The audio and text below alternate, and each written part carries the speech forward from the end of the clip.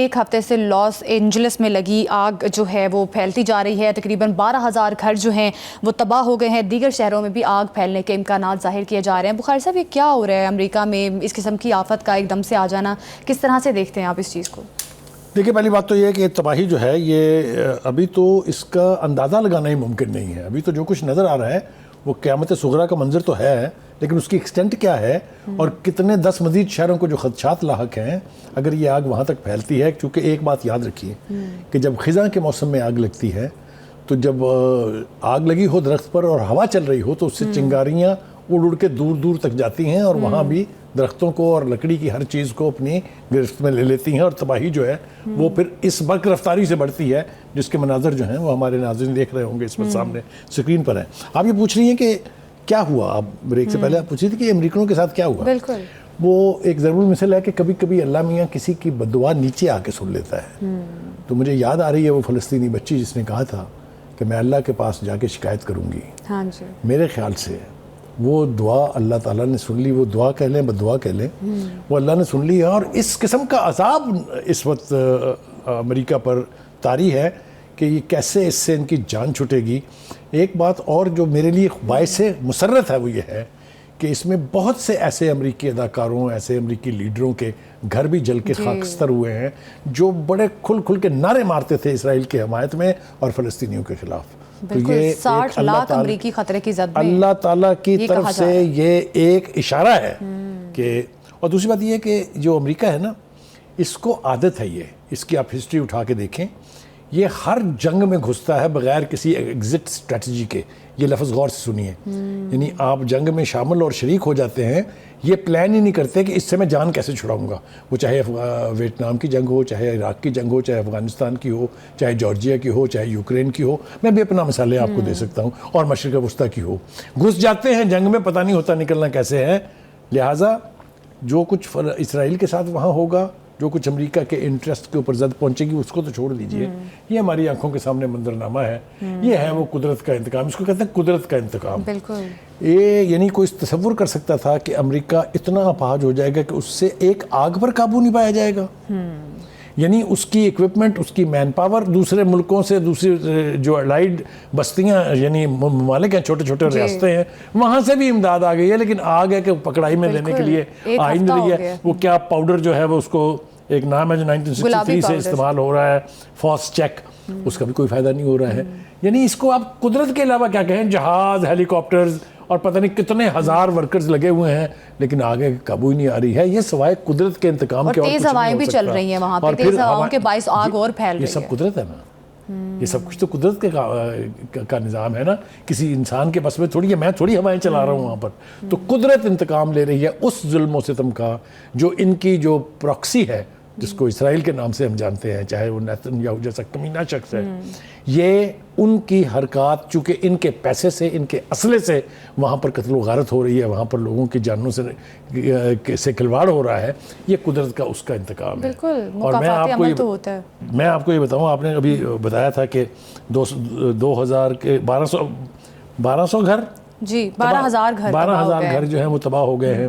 $150 ارب کا نقصان اب تک ایسٹیمیٹ ہو چکا ہے 3 دن پہلے تک. اور کوئی 2 لاکھ سے زیادہ لوگ جو ہیں وہ یہاں سے ایویکویٹ کیے گئے ہیں.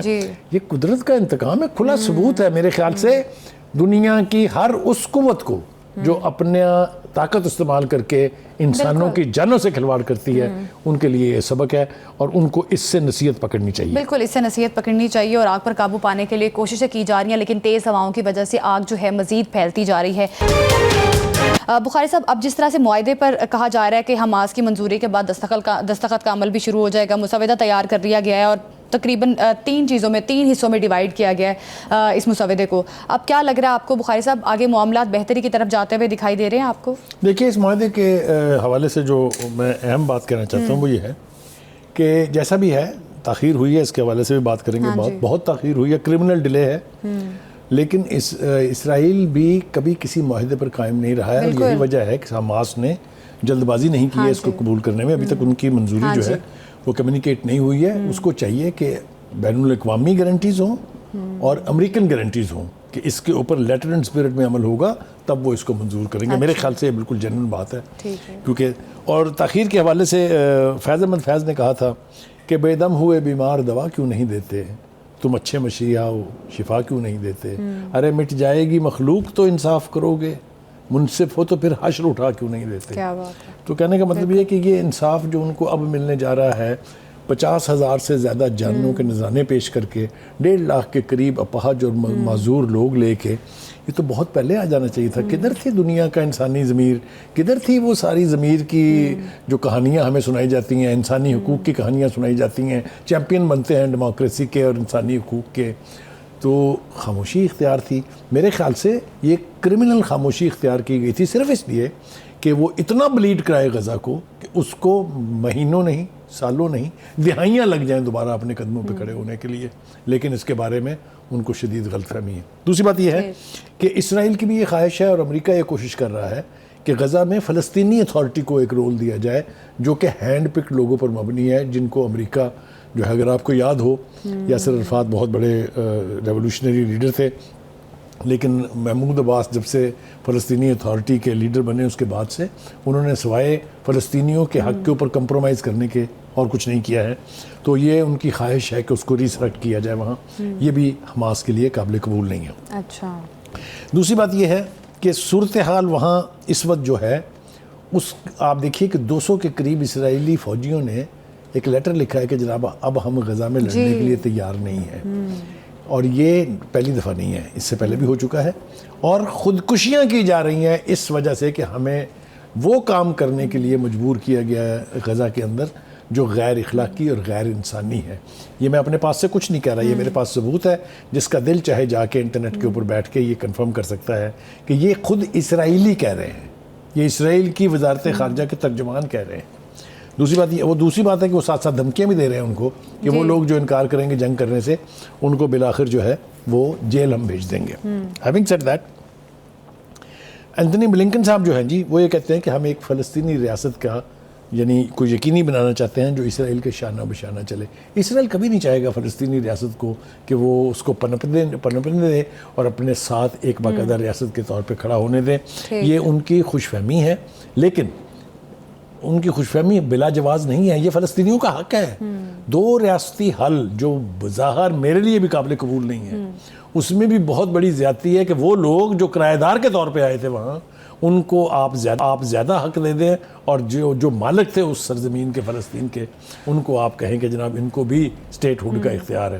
ہونی تو یہ بات الٹ چاہیے. لیکن any way having said that, اگر فلسطینی ریاست قائم ہوتی ہے وہ انڈیپینڈنٹلی اپنے فیصلے کر سکتی ہے, اپنی ٹریڈ کر سکتی ہے, دنیا سے رابطے کر سکتی ہے. تو I think that would be one of the best solution.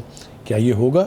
کیا امریکہ یہ ہونے دے گا؟ کیا اسرائیل یہ ہونے دے گا؟ These are all very big question marks جو اس وقت کھڑے ہوئے ہیں.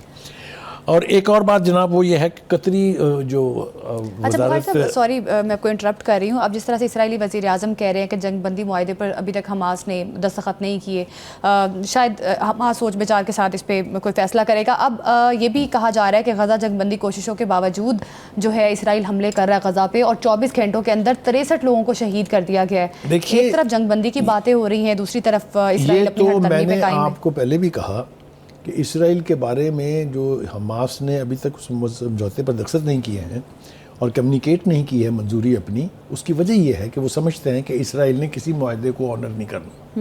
یہ کہا ہے نا میں نے. اسی لیے وہ کہتے ہیں کہ ہمیں امریکہ اور دنیا کے دیگر ممالک جو ہیں سپر پاور جو ہیں وہ گارنٹیز دیں کہ اسرائیل سے اس کے اوپر عمل کروائیں گے. تو یہ جو یعنی لیکن بخاری صاحب فلسطین کے لوگ تو بہت پہلے سے چاہتے تھے کہ جنگ بندی ہو جائے, اور حماس کی جانب سے اب یہ جس طرح سے تھوڑا سا ڈیلے ادھر سے بھی آ رہا ہے, اگر دوسرا اس کا اینگل دیکھا جائے تو مظلوم کی آہوں سے اور مظلوم کی خواہشوں سے کیا ہوتا ہے. اصل میں تو ظالم کا ہاتھ پکڑنے سے ہوتا ہے نا کہ امن قائم ہو جائے. یہ جو سپر پاورز ہیں, یہ جو یونائٹڈ نیشنز ہے, یہ جو یورپی یونین ہے, جن کے پیٹ میں چھوٹے سے واقعے سے بروڑ اٹھنے شروع ہو جاتے ہیں, انہوں نے دیکھا نہیں ہے کیا ہو رہا ہے. ابھی ہم کشمیر کا رونا رو کے نہیں ہٹے ہیں. کیا وہاں پر بے حسی نہیں ہے؟ کیا وہاں پر بے عملی نہیں ہے؟ کیا وہاں پر دوگلاپن نہیں ہے؟ یہی سب کچھ غزہ میں ہے.